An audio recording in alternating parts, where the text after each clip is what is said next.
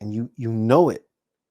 You can hear it, you can feel it in their work, in their performance. And you can also tell when perhaps their vessel is tainted, and when they draw upon the waters from the well, but the tainted vessel makes it such that by the time the water reaches the village, it is now poisoned. And we discussed this last week.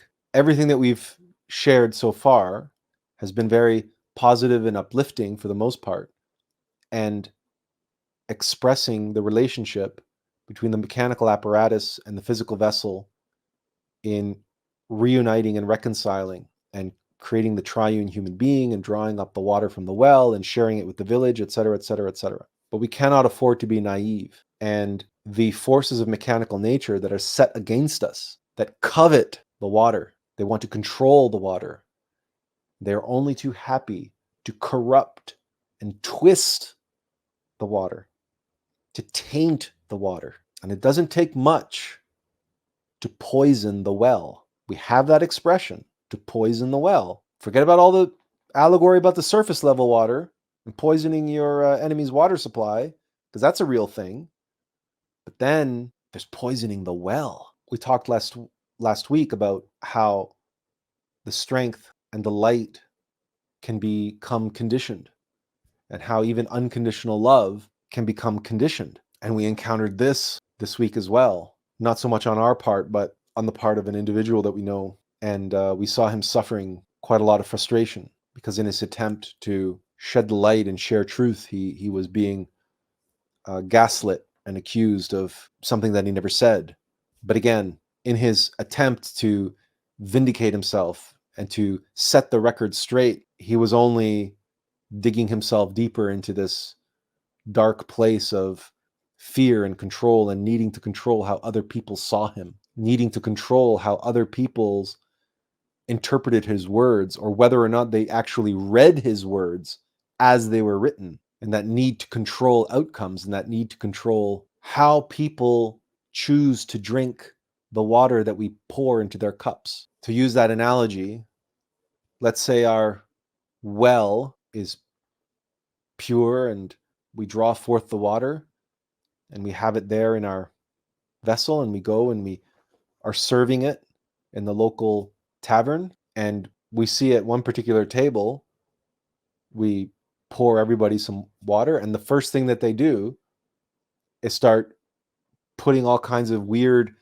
powders and stuff into their water, tainting it. We say to them, "What are you doing? That's pure crystal clear water. What are you doing with it?" Or who knows, maybe they take the water and they do something else with it. They start washing their armpits with it instead of drinking it. Or you pour them a glass of water, and what do? They put it down on the ground and let the dog drink from it or something. And you're outraged. You say, I went all the way to the well and I brought that water here for you. And now you're just pissing it away, or you're doing all this weird shit with it. What are you doing? Why are you?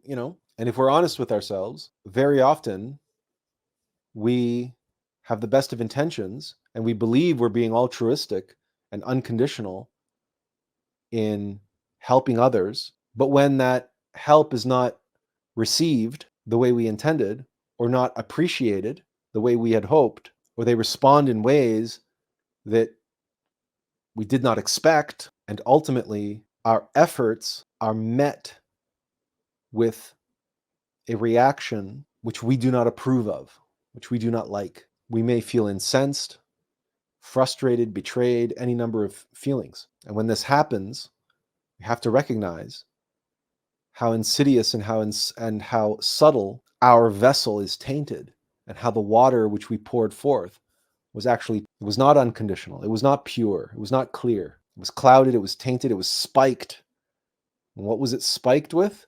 It was spiked with our expectations. It was spiked with ego. It was spiked with fear and the need to control outcomes. If what we're pouring forth are words, then very often our words are spiked with the need to be heard, with the need to be understood. And if it's just our love, our giving, very often our giving is spiked with the need to be appreciated, the need to be validated, the need to see our gifts recognized, our need to be seen, our need to be acknowledged. These are all conditions, whether we like it or not, are tainting the water that we are pouring out of our vessel into people's cups. And very often, not always, but very often, it is the tainted water, the expectation or the need or the desire to be received, which is the fear of control and of pride in some cases, but mostly control, which is fear,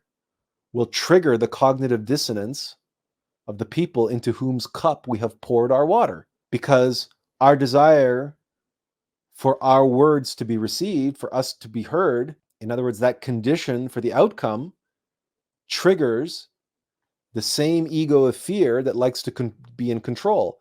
And it says, don't tell me what to do. Don't tell me to validate your words or hear what you're saying. I'm going to hear what I want to hear. I'm going to see what I want to see. I don't care what you want me to think. I don't care how you want me to interpret what you're saying. I'm going to interpret what you're saying how I want to interpret it. And right away, boom, the division, the separation. There's no flowing of any shared values there, which there may have been had your waters not been tainted with the expectation to be received. And this is very, very, very hard for mortals. This is very hard for us to be able to do. Why? Because most of the time we're not even aware of these conditions, of the desperation that we can feel sometimes. We're desperate to be heard, like in a conversation, and people are going back and forth, and you want to contribute something to that conversation, but you can't get a word in edgewise, but you're desperate to make your point. You're desperate to get in there. You're desperate to get, because you're absolutely sure that you've got the killer point, the one thing that's going to nail this and solve the whole problem, the whole argument. Everything hinges, you believe, on this one point that you have to make. And you're waiting patiently, but you're getting frustrated and you're like, oh, I just got to get a word in edgewise. I just got to get them to hear what I have to say. And you're desperate to be heard. And even though you're convinced that the point that you're going to make, the contribution you have to make, is going to dispel the whole argument, and everybody's going to see the light, and they're going to go, oh my God, that's it. Oh yeah, we see the light, and oh my God, he solved the problem, and everybody's going to grab a beer and all like slam the mugs together and say, hallelujah, we don't have to fight anymore. Let's sing songs. That's what you believe. You're certain of that. You know you've got the truth. You know you've got the key to unlocking this whole argument or the whole debate or the whole whatever's been going on for hours, but you haven't had a chance to get your word in edgewise. So you're so desperate to be heard. And then when you finally get your chance, you finally get your moment, somebody turns to you perhaps and says, hey, you've been pretty quiet. What do you think about all this? And finally, here it is. Your moment has come, your moment to shine. And you proudly give everybody the truth, the light, the key to solving this whole mess.